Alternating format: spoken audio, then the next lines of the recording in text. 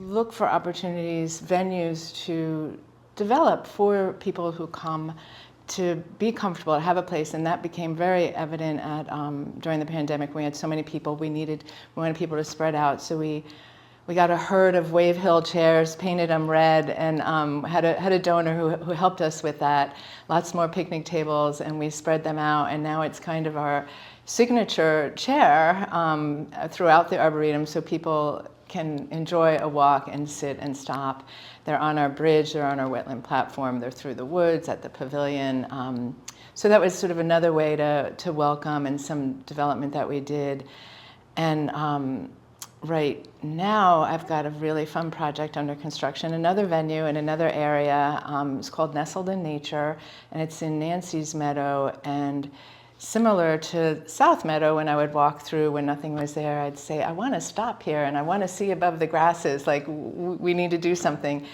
And in Nancy's Meadow, it's, I always put it in quotes, it's a high point, but it is our, it's a meadow that's in succession, so it's like slowly going back into a forest, and we're actually trying to maintain that and keep it at bay, but it has rolling hills, and at the high point, I just have always imagined a terrace with a shade structure. And lo and behold, in the 1999 master plan with amazing experts, we had 40 plus experts. The parking lot was overflowing when I arrived this past Saturday morning, coming to document all the different living species on the property. It was so exciting, and just the knowledge base in there and the people that were there, you could feel it vibrating. And they're gonna document all that. The Maryland Biodiversity Project will do that, and then in the first weekend in September, they're going to come back and lead guided walks for the public to show them. In the meantime, we're doing regular talks and walks in collaboration with the Maryland Biodiversity Project. So that's another sort of piece of our programming, meeting the scientists and the naturalists and the birders. And it's just getting bigger, and actually really great documenting too. Jim Wilson, of course, he's our volunteer birder, does amazing programs for us. Does something fun on Thursday nights called Slow Birding.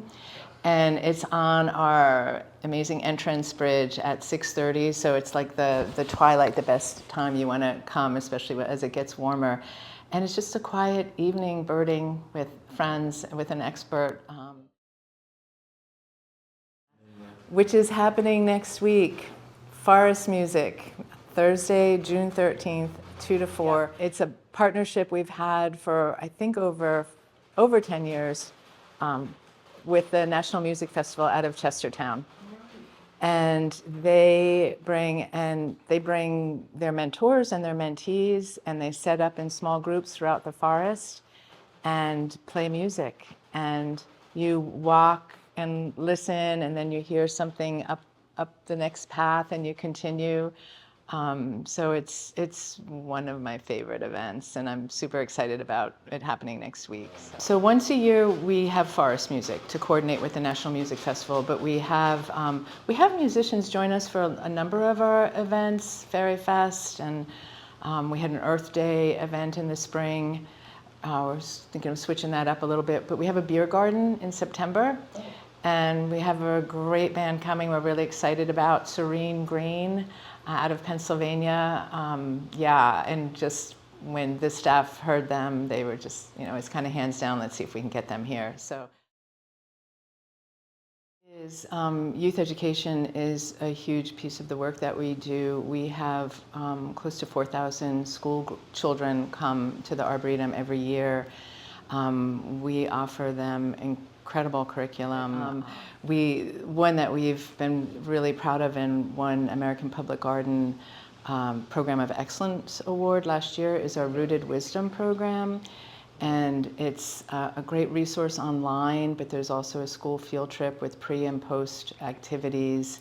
And we've received some funding last year from the Freeling Fund to bring them to the, so it's a great partnership too, because we do first program at the Avalon, and we have historian Anthony Cohen facilitate it, and he's in the film also, and so he's engaging with these school children, and it's so interesting. So it's rooted wisdom, nature's role in the Underground Railroad, and so it's a tough topic, but we've looked to it as making it very inspiring. And last year I sat through every one because each one was different depending on how large the group was, how many school children were there, was it morning or afternoon. But what was clear is how much the students wanted to talk about this. They wanted to learn, they wanted to talk about it. It was really powerful. So of course we have the school group education, we have homeschool and preschool also. And adult education, we got funding 2 years in a row from the Chesapeake Bay Trust to do homeowners association education. It's called Naturally Better Landscaping. And we're doing this in partnership with Shore Rivers. And in fact, there was a kickoff meeting at Chesapeake College on Sunday. And we have a series of speakers and walks and programs that are open to the public too, but really encouraging the homeowners association folks to come and just learn that they don't have to have a monoculture and they could plant native plants. And we've been getting really positive feedback on that too.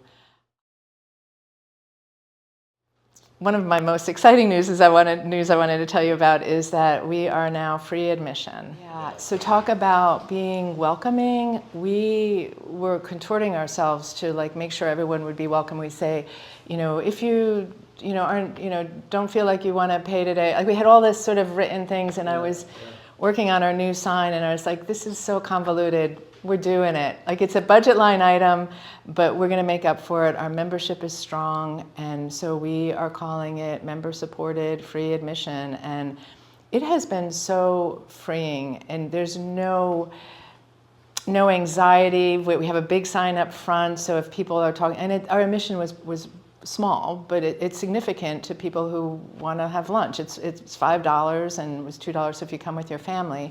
So now it's completely free admission, and we're all really excited about it. When did that take? I would love for us to consider revisiting building out what we had looked at back in 2006. There was actually a plan drawn up that would allow for a separate or a dedicated art gallery and a larger pavilion that would be like barn door walls that would slide back and forth, so not heated or not conditioned, which would be great, but would provide a larger space than our gallery room. The term has been used, the one-room schoolhouse, for a long time. So I think we're really getting ready to look at potentially. What do you think you've learned the most in this experience? Maybe just reinforced how important nature is to all of us.